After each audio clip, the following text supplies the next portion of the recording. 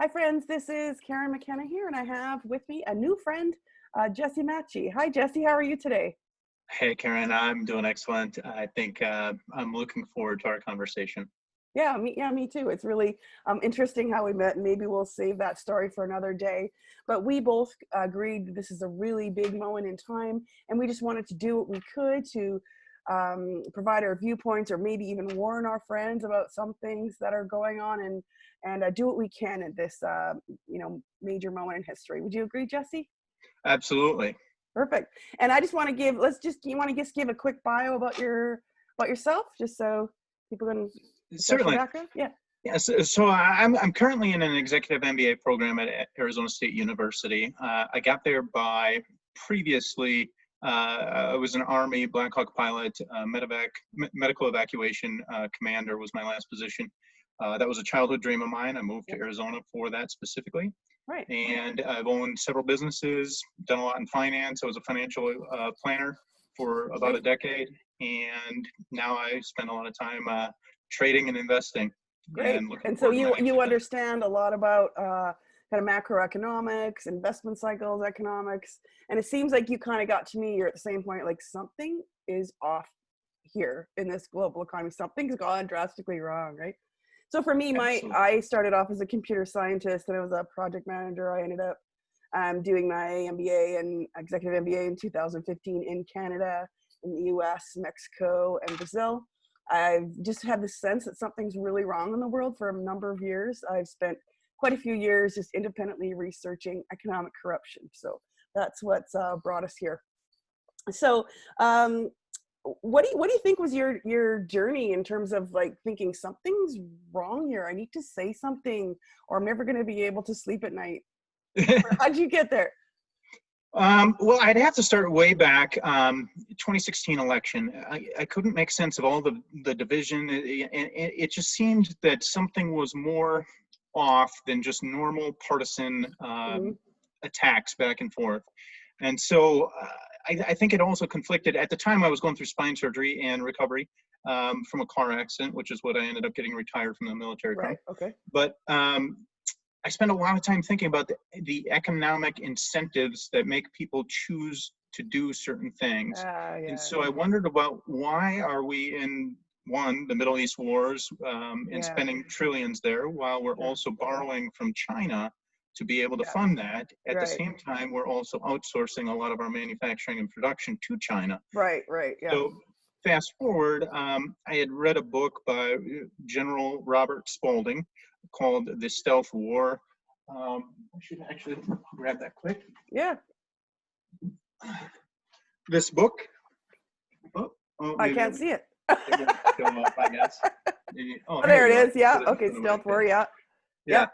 And, he talks about some of these concepts in his book, and it gave me an epiphany, and I actually ended up reaching out to him via email, and he Okay. responded. We had a 20-minute phone call, and I talked to him about some of my concerns, and he talked about some of his. I had an idea that I've been working on since then, but I guess where we go from here is I started to see anomalies, not just in the finance world and the economic world, but also with a lot of the current events that Yeah. just didn't make any Yeah, sense. things So, that make, yeah, I agree with you.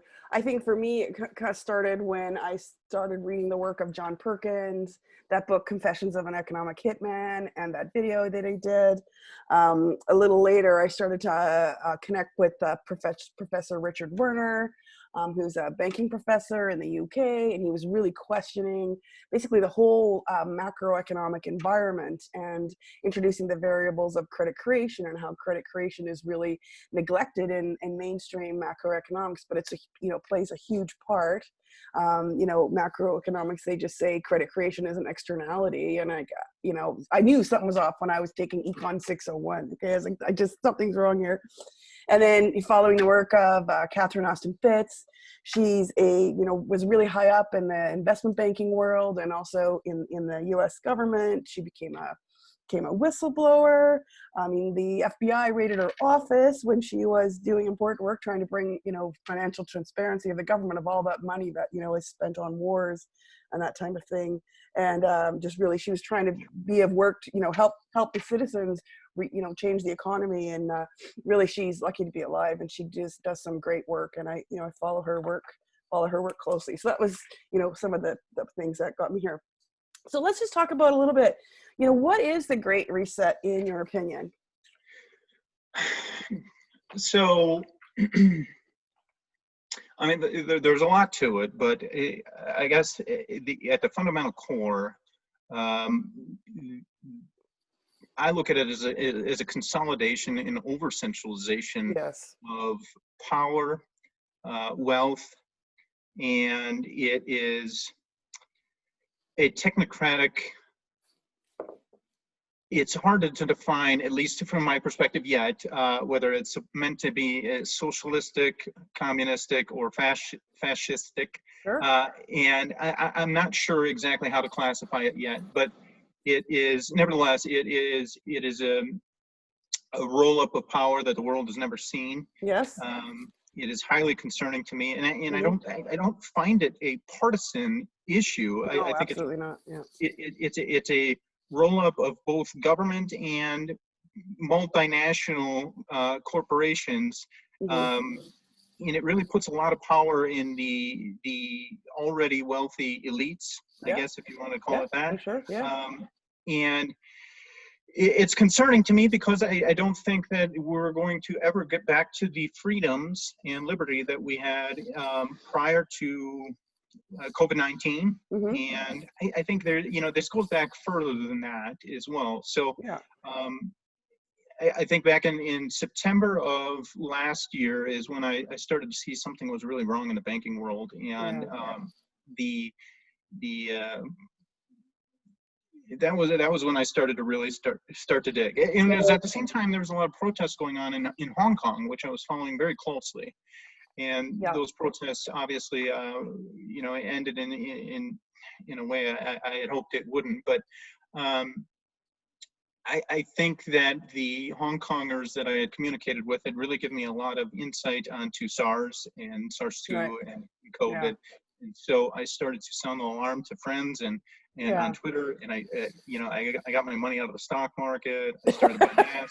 I mean, I did all of this back in January, and I was perplexed. Yeah, me too. But let me just talk a little bit about what I think the Great Reset is. So I think what the Great Reset is it's utilizing something called central bank digital currency. So I believe Yes. that this is the end of cash. And Yes. then it gives the people who are already in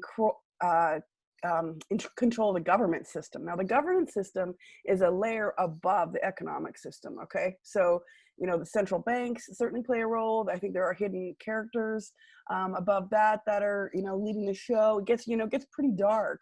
And I know I would say to any of my friends who are watching, traditional mainstream media, a lot of them will be like, what? Like, what are you talking about? Like, I can't believe it. And I know there's going to be just this huge level of cognitive distance, and people are going to be saying, Karen, what are you talking about?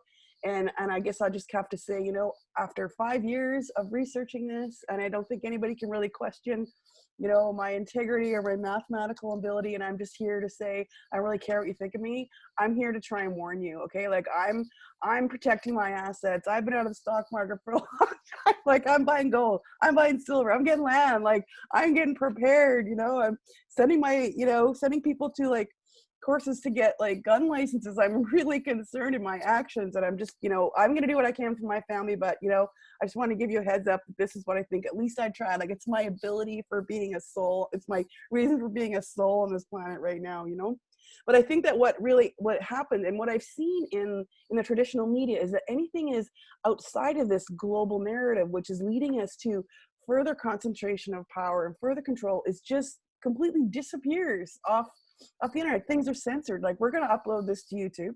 Let's see what happens. Neither of us really have big platforms, but we're just trying to do what we can. So, and I think at the end of the day, really why I'm so concerned about this is like the people who are already, have the centralized wealth, already make the decisions. This is the ultimate, centralization, so that our, rights and freedoms, our ability to buy something in cash, and it's completely gone, so I'm just, very concerned about that.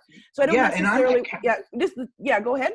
yeah, on the cash piece, it's important to understand the value of the liberty and freedom that comes from having physical cash. So Mm-hmm. you talked about central bank digital currencies, Mm-hmm. and what that could mean is that could bypass the ability for you to just go to your bank, for you to be able to give $5 of cash to a homeless person, Right. to be able to pay your neighbor child $5 for mowing your lawn, Right. or a multitude of different things that you now no longer have the ability to just use your money as you please, Mm-hmm. because it creates a situation where it can be completely monitored.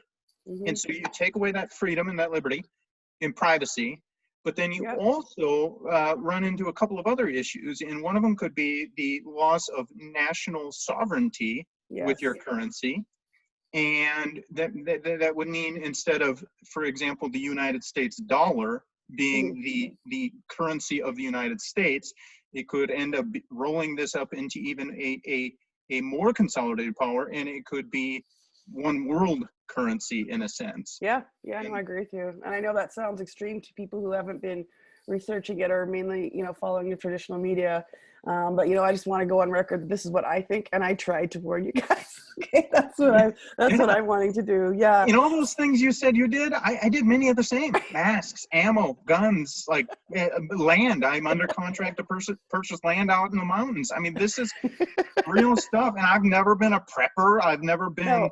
I was a commander in the military, a Blackhawk pilot. Yeah. And I've owned businesses. I've employed many people. I've commanded people. And so when I'm looking at this, I look back to one of the triggering pieces on the central bank digital currency that concerned me was the IMF, so the International Monetary, was it fund? Yep. They had put out a research paper talking about how could they implement negative interest rate policy, NIRP. And their way of doing that is, one of the methods is they realized in this study that they had to ban cash. Well, it's coincidental at the same time that we're having this problem with this virus, that they're also saying that the virus could potentially cause travel on cash. Yeah, right. So when you look at this, one I was just like, whoa, my God, this is getting serious. It's kind of like they're teeing this up. And so Yeah. it was very concerning to me to find that. But also, once you have a digital currency and you can't escape, so to speak, into cash, now the banking system has the ability to basically create the negative interest rates, which is, instead of you putting your money in the bank and you gaining interest on it, it actually is you paying the bank interest in a sense. Right, exactly. Yeah. So, and a lot of people don't understand the big concern with that, and in how that can mean your inability to save and really drive you into serfdom. Yeah, no, for sure. So I want to keep this, quite short, because I know people have a limited attention span. There's a big event happening in the world tomorrow. Yes. I was at the local coffee shop here in Vancouver, and that was all the talk in our local coffee shop, So anyway, and we were talking, this is going to be crazy. And it's like, we're kind of said, it doesn't really matter who wins. It's going to be contested by the other person, and things are just going to get crazy for a long time. But anyway, so, given all that, like, how are you going to vote, or what's your perspective on the election? So I've done a lot of research into this, and, I ended up looking at it from the perspective of who are the backers of the banking system, the way it currently is, and the direction that this is looking to go. And this great reset is really the people involved in it. And I don't want to say it's all Democrats. It is, nor do I want to say it's all the people that are really against Trump. But it does seem that there's a high correlation there. And I think what I've observed is there is I don't know if it's naivety or complicity, but it seems that they have this role that they're playing in helping roll up this power to this centralized entity. And, maybe it's, the benevolence, but I don't, some of the players that are involved with it, I don't find that to be true. And that scares me, because United States was the Constitution, the country, the entire framing of the United States was meant to have a semblance of decentralization to it. Yeah. That was built into our governance. Sure. And if we take that away, with the United States being the military powerhouse, the global, I guess, bastion of freedom and liberty, if we take that away by losing our sovereignty to a roll-up of power in this great reset, there may not be anybody left in the world to ever fight back some sort of global tyranny. Yeah, no, And I agree with you. And let me offer a Canadian perspective on that. Yes. You know, I have cursed you Americans and your military. You know what I mean? Like, I see my Canadian dollars just crumble, and I'm like, why are you fighting another war? You know, and you know, I think that a lot of the wars ever fought didn't necessarily have to be fought. So I've got, you know, some issues a little bit. I've tried to, you know, I'm a peaceful person. I'm you know, one of them. all. Yeah, but that's all behind us, right? That's all behind us. We can't change that. You know, we can't change that. But I mean, if I was in the U.S. right now, if I was a U.S. citizen, I would begrudgingly vote for Trump. And I think he's got a terrible mannerism. He's got terrible manners. He's got a terrible sales pitch. He's just like, he's so easy to bash, you know, like he is not a great statesman, you know, but I'm just like, you know, and he hasn't done as much as I thought he should do. But what he has done is he hasn't started a new war. And I don't think there's been very many presidents, you know, recently that hasn't done that. So I'm like, yeah, he hasn't started new wars. I think he's made some progress on the sex trafficking front, which I think is a key issue that's not really well understood by, you know, the average person. But I mean, that's what I would do. So I'm with you on that. I can't believe that I've even come to that conclusion. I mean, what I see though is the people that listen to the traditional media, it's just, I don't know, they're in a different world, and I try and help them or protect them. I just feels like they're just caught in an naivete or an innocence. They don't, you know, it's inconceivable that, you know, they could be being lied to. Yes. Or that there could be a force that evil out there that really wouldn't care about them. Yeah. And I know a lot of people are caught in this trap, really naively focused on maybe managing one variable of COVID cases or whatever, and I don't blame them. It's just that there's a much bigger issue brewing, and I think we need to, you know, focus more attention on that.